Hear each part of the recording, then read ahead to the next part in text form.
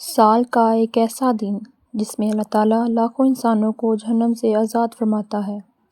ایک ایسا دن جس کی دعائیں رد نہیں ہوتی، جس کی عبادات عام دنوں سے کئی گنا بڑھ جاتی ہیں۔ یہ ہے یوم عرفہ، ذو الحجہ کی 9 تاریخ۔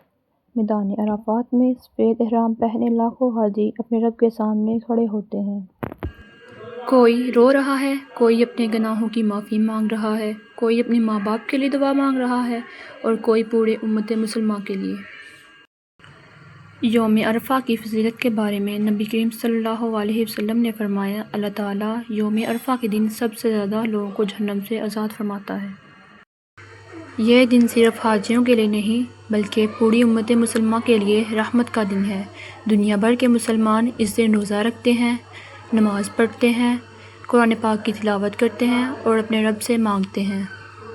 نبی کریم صلی اللہ علیہ وسلم نے فرمایا، یوم عرفہ کا روزہ پچھلے 1 سال اور آنے والے 1 سال کے گناہوں کا کفارہ بن جاتا ہے۔ ذرا سوچئے، صرف 1 دن کا روزہ اور 2 سال کے گناہوں کی معافی۔ یہ دن غفلت میں گزارنے کے لیے نہیں بلکہ اپنے رب سے معافی مانگنے کا دن ہے۔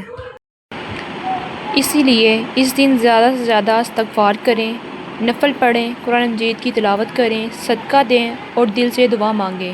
نبی کریم صلی اللہ علیہ وسلم نے فرمایا، یوم عرفہ کی سب سے فضیلت دعا یہ ہے، لا الہ الا اللہ وحدہ لا شریک لہ، لہ الملک و لہ الحمد وہو علی کل شیء قدیر۔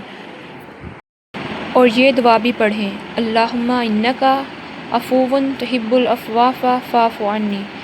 کیا پتہ یہ وہی دن ہو جب اللہ تعالیٰ ہماری زندگی بدل دے، یہی وہ لمحہ ہو جب ہماری دعائیں قبول ہو جائیں اور ہمارے گناہ معاف کر دیے جائیں۔ اگر آپ کے دل میں بھی کوئی دعا ہے تو اپنے رب سے مانگ لیجئے، کیونکہ یوم عرفہ۔ کمنٹ میں آمین لکھنا مت بھولیں۔ اگر ویڈیو اچھی لگے تو سبسکرائب، لائک اور شیئر ضرور کریں۔